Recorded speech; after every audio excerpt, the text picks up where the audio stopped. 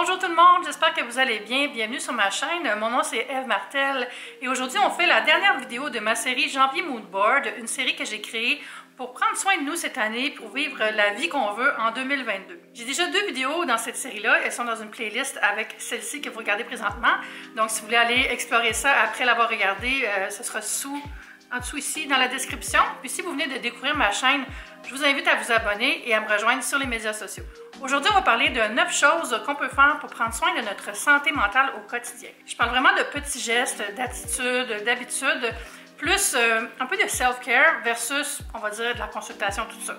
Moi, je suis pas une psychologue, je suis plus en mode grande sœur ici pour vous donner des petits conseils pour vraiment être mieux au quotidien. Si vous n'allez pas bien, si vous avez vraiment une situation de crise que vous vivez présentement, je vais laisser des numéros sous la vidéo que vous pouvez contacter si vous avez besoin de soutien, si vous vous sentez trop seul pour faire face à ça. Donc moi, je suis avec vous de tout cœur, mais j'aime mieux vous référer des professionnels, mais sinon, je vous souhaite vraiment bonne chance, je sais que c'est pas facile. Et on a-tu eu des années un peu comme stupéfiantes, je vais dire ce mot-là. Il y a beaucoup de gens qui souffrent encore plus de ce qu'ils souffraient déjà, donc je pense qu'il faut juste apprendre à développer plus de gestes pour s'aider les uns les autres, mais surtout, on va apprendre à poser des gestes qui vont nous aider aussi parce que, comme on dit tout le temps, c'est mieux de mettre son masque à oxygène sur son visage avant d'aider les autres. Quand je parle de prendre soin de sa santé mentale, c'est vraiment d'apprendre à s'écouter, d'apprendre à poser les bons gestes pour être de bonne humeur, s'aimer, pour vraiment pouvoir être fonctionnel, tout ça. Donc j'espère que ces petits trucs-là vont vous aider à atteindre ça.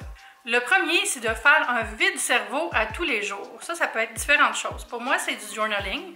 Le matin, quand j'ai fini d'aller prendre ma marche, tout ça, prendre ma douche, je me suis préparée, je m'assois avec mon cahier, mon journal, et je fais un peu de journaling. J'écris mes tâches, tout ça, mais aussi, dans un autre cahier, j'écris comme un vide-tête. Je vais écrire mes pensées, les choses qui m'inquiètent, les choses qui me font du bien.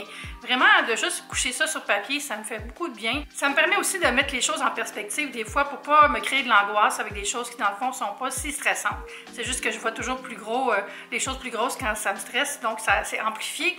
Et de le coucher sur papier, ça m'aide beaucoup. Si vous n'aimez pas ça écrire, c'est correct. Vous pouvez vous faire une vidéo, vous pouvez vous filmer en train de vous parler, vous pouvez vous faire un journal sur votre ordi avec la webcam, puis mettre ça dans un folder barré, là, que ça soit très privé, juste pour vraiment vous vider le cerveau. Ma grand-mère, elle faisait ça tous les soirs, dans le fond, elle appelait une de ses sœurs, puis ils parlaient pendant 20 minutes, puis ils se racontaient leur journée, puis c'était assez pour se faire du bien, puis tu sais, essayer de régler des petits problèmes, tout ça. Puis c'était juste un moment chaleureux à vivre à tous les jours avec sa sœur.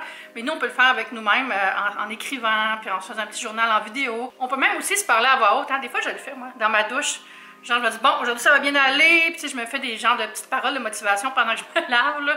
Mais ça marche bien. N'oubliez pas aussi que vous n'avez pas besoin d'acheter quoi que ce soit pour faire ça. Ça peut être dans un cahier Canada, ça peut être sur des feuilles de papier recyclées. Oui, c'est cute, les petits journaux, tu sais, 5 Minute Morning, tout ça, c'est des beaux outils. Moi-même, j'ai un agenda que j'aime beaucoup, mais vous n'en avez pas besoin. Donc, créez-vous pas un besoin pour ça, faites juste le faire, en faire une routine. Essayez pendant 15 jours, vous me direz si ça vous fait du bien. Le deuxième point, c'est d'identifier son cercle de confiance. Des fois, on se sent seul avec nos problèmes, puis on n'ose pas en parler aux autres, on ne veut pas déranger, tout ça, mais nos proches là, sont là pour nous soutenir de la même façon que nous, on les soutient. Donc, identifiez en qui vous avez plus confiance. C'est qui les personnes qui, vous savez, vont vous écouter sans vous juger, vont vous écouter sans non plus essayer de trouver une solution à votre place. Essayez de faire une petite liste dans votre tête, identifiez votre garde rapprochée à qui vous pouvez vous confier, aller chercher du soutien. Ça peut être un parent, ça peut être un ami, ça peut être une copine, ça peut être une collègue de bureau avec qui on est proche. Ça peut être n'importe qui en qui on a confiance. Mais qu'est-ce qu'on fait si on est seul? Puis, tu sais, ça arrive des fois, on est isolé, on n'a plus de famille vraiment proche, on vit dans la ville, puis on n'a pas d'amis proches. Qu'est-ce qu'on fait dans ce temps-là? Bien, tournez-vous vers votre collectivité, les organismes dans votre coin. C'est sûr que présentement, c'est plus difficile, là, mais il y a plein de services comme ça qui vont essayer de briser l'isolement, puis ça peut vous aider justement à trouver des personnes en qui vous confier. Vous pouvez aussi aller voir les groupes sur les réseaux sociaux, ça peut aider. Moi, j'aime mieux quand c'est une vraie personne, mais tu sais, quand on est mal pris, on peut quand même se tourner vers des groupes de soutien. Donc, faites-vous un plan pour les moins bons jours. Faites-vous une liste des gens à qui vous pouvez vous confier. Dites-leur d'avance si vous voulez. Tu sais, des fois, je ne file pas, là, ça te dérangerait-tu que je t'appelle, tu sais, qu'on passe 5 minutes, rien de lourd, là. Juste une petite conversation pour se faire du bien. Puis comme ça, vous allez peut-être être plus à l'aise après si vous avez de la difficulté avec ça. Moi, j'ai la chance quand même d'avoir des amis très proches qui prennent de mes nouvelles, qui s'inquiètent pour moi si je leur écris pas tout ça. Donc ça, c'est précieux. Mais des fois, on dirait qu'il faut le développer un peu, ça aussi, parce que les gens veulent pas nous déranger dans notre intimité. Donc, essayez de régler ça, d'en parler, puis d'établir votre cercle de confiance. Troisième chose, c'est comprendre que c'est normal. C'est normal de pas toujours être bien dans sa tête, bien dans son cœur. On est chanceux présentement parce qu'on vit un moment de l'histoire où c'est rendu facile, bien plus facile qu'avant, de parler qu'on fait une thérapie, de parler qu'on prend des médicaments, de parler vraiment de notre réalité si on a des troubles de santé mentale. Mais ça, c'est valide aussi pour les choses qui sont plus bénignes. Si on est juste un peu déprimé, si on est triste, on a les blues, on a le droit d'en parler, puis il faut comprendre que tout le monde vit des choses comme ça. Tout le monde a des mauvais moments, même les gens qui semblent toujours heureux. Hein? On dit tout le temps, n'oubliez pas, ce qu'on voit, c'est tout le temps les beaux moments, puis le reste, c'est resté dans la salle de montage. Hein? On ne voit pas tous les moins bons moments de la vie des gens, puis des fois, on retient que c'est seulement beau. Donc, on se compare juste au beau. Il ne faut pas faire ça. Puis quand je dis qu'il faut comprendre que c'est normal, il ne faut pas oublier que c'est pas une compétition de c'est qui souffre le plus.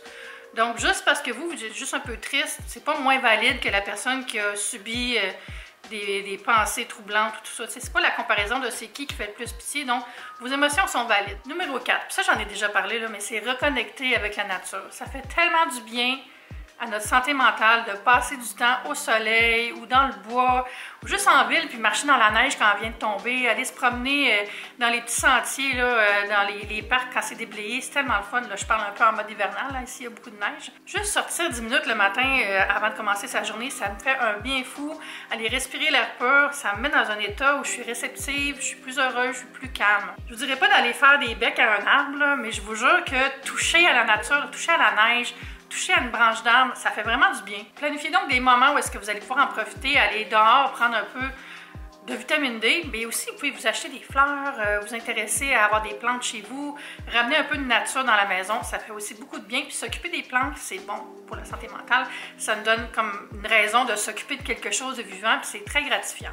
Numéro 5, mieux manger, mieux dormir. On ne le dira jamais assez, c'est pas nouveau, mais prendre soin de sa machine, ça aide à prendre soin de son mental. Moi, c'est mon plus gros struggle, surtout le sommeil. Vous le savez peut-être si vous êtes déjà abonné à ma chaîne depuis longtemps, je me couche toujours très tard, je me lève quand même relativement tôt, pas trop tard, mais tu sais, c'est pas un bon cycle de sommeil. Puis je sais pas pourquoi je fais ça, parce que dans le fond, je pourrais me coucher plus tôt, puis me lever plus tôt, puis j'aurais le même nombre d'heures dans ma journée. C'est vraiment là, c'est psychologique. On dirait que ça me vient de ma jeunesse, je voulais jamais me coucher, ou j'avais de la misère à dormir aussi, surtout.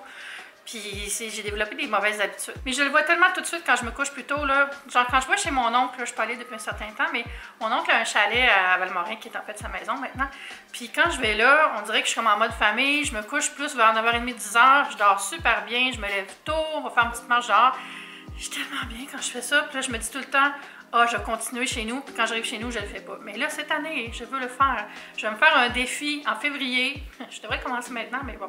Je vais me faire un défi de, je me couche avant 10h30 chaque soir, peu importe ce qui se passe, puis on va voir dans un mois si ça fait un effet. Faites-vous des petits objectifs chaque jour, faire une sieste, faire une collation à laquelle vous ajoutez un fruit, juste mettre plus de vitamines, plus de repos à votre journée, ça va faire beaucoup de bien à votre santé mentale. Numéro 6, c'est écouter sa petite voix. La petite voix qui nous suggère « tu devrais prendre plus de repos, tu devrais t'écouter, tes émotions sont valides ». Écoutez-la. Ça peut arriver que dans notre entourage, les gens pensent qu'on exagère, qu'on est trop énervé pour rien, qu'on s'en fait pour rien, que c'est de l'anxiété, tout ça. OK, mais notre petite voix à nous, elle nous dit pas ça, donc c'est normal de l'écouter. Mais après qu'elle nous ait parlé, il faut essayer de comprendre qu'est-ce qu'elle essaie de nous dire, parce que des fois, elle nous fait paniquer pour des choses qui sont pas la vraie source.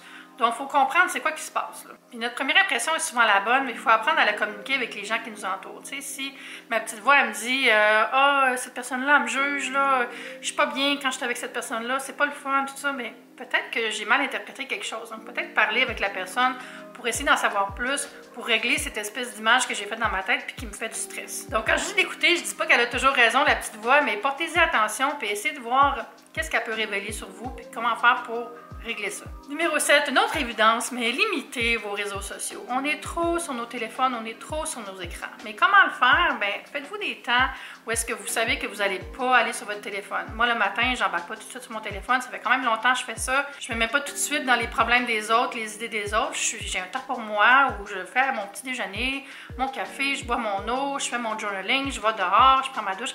après j'embarque dans mon téléphone. Évidemment, je suis pas parfaite, ça m'arrive quand même 1 ou 2 journées par semaine où je reste plus longtemps dans mon lit, je prends mon téléphone puis je suis sur TikTok pendant une demi-heure, toute transparence.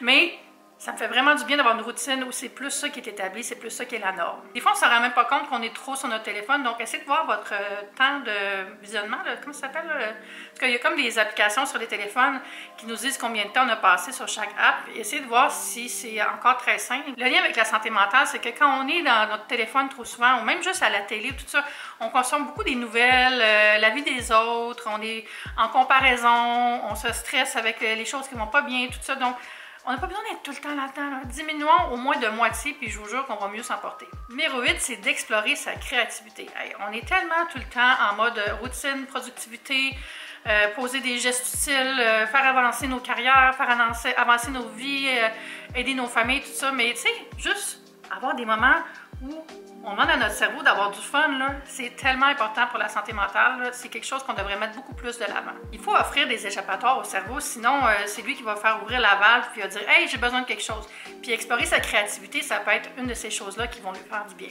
Ça peut être de dessiner, sortez votre gouache, faites un petit peu de peinture, cuisinez, allez voir une exposition, allez vous promener dans un nouveau quartier. Ça n'a pas besoin d'être de l'art non plus. T'sais, on pense qu'explorer sa créativité, c'est automatiquement chanter dans sa douche puis faire le portrait de son chat. Là. Non, ça peut être aussi de planifier un voyage puis de se faire un beau livre où est-ce qu'on va mettre des photos puis on va faire des horaires, tout ça. C'est un côté créatif, ça aussi. Ça peut être de remonter une vieille voiture là, des années 50 puis travailler là-dessus. Il y a vraiment différentes façons d'explorer la créativité. Trouvez la vôtre, puis ça va vous faire du bien. Le point numéro 9, c'est se donner le droit de cesser certaines relations. Les personnes qui nous utilisent, les personnes qui nous écoutent pas, les personnes qui nous font remettre en question qui on est, qui invalident nos émotions, c'est pas des gens qu'on a besoin dans notre vie, puis on a vraiment le droit de leur dire au revoir. Des fois, c'est malheureusement des gens dans nos familles, ça peut arriver, et on a aussi le droit d'établir nos limites dans ces relations-là. On ne doit pas à nos familles d'être des tapis sur lesquels ils marchent. Là. Moi, j'ai la chance d'avoir une famille où ça n'arrive pas, là, mais j'ai vu ça chez certaines personnes, mes amis, tout ça, c'est déjà arrivé des situations vraiment rochantes.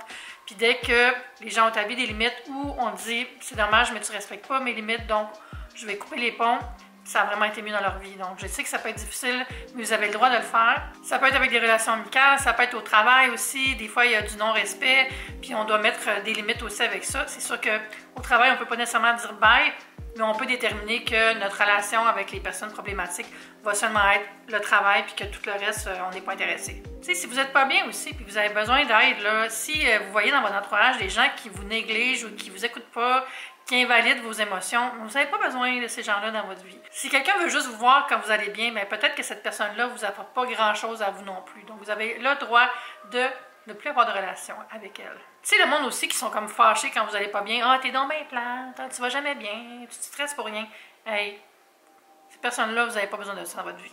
Le dernier point, puis c'est un peu la conclusion, reconnaissez votre valeur et reconnaissez-la maintenant. Des fois, on se fait du mal en se disant qu'on ne mérite pas la vie qu'on a si on a des privilèges. On est comme « Oh mon Dieu, j'ai trop de belles choses dans ma vie. » Ou sinon, on se dit « Ah, il me semble que je voudrais avoir plus de belles choses dans ma vie, mais je ne les mérite pas, je ne suis pas une bonne personne. Non, tout ça. » Puis on se fait des chimères, là. Vous êtes une personne unique qui mérite tout ce qu'il y a de mieux. N'oubliez-le jamais. C'est la fin de cette vidéo et j'espère qu'elle vous aura été utile, qu'elle vous fera du bien un petit peu, tout comme les autres vidéos de la série Janvier Moodboard. On revient en février avec une nouvelle série. Dites dans les commentaires quel genre de série vous pensez que je vais faire en février. J'ai hâte de vous lire. N'oubliez pas de vous abonner à ma chaîne et de taper sur la petite cloche à côté de mon nom. Là. Comme ça, vous allez avoir des notifications quand il y a des vidéos qui sortent. J'ai des gens qui m'ont dit récemment « Ah, j'ai jamais les notifications. » Il faut les activer. Puis des fois aussi, même quand on est abonné, on ne voit pas les vidéos dans notre page d'accueil. Donc, en mettant les notifications, vous avez plus de chances de les voir. Donc, n'hésitez pas à faire ça. Puis sinon, on se voit bientôt pour une prochaine vidéo. Bye!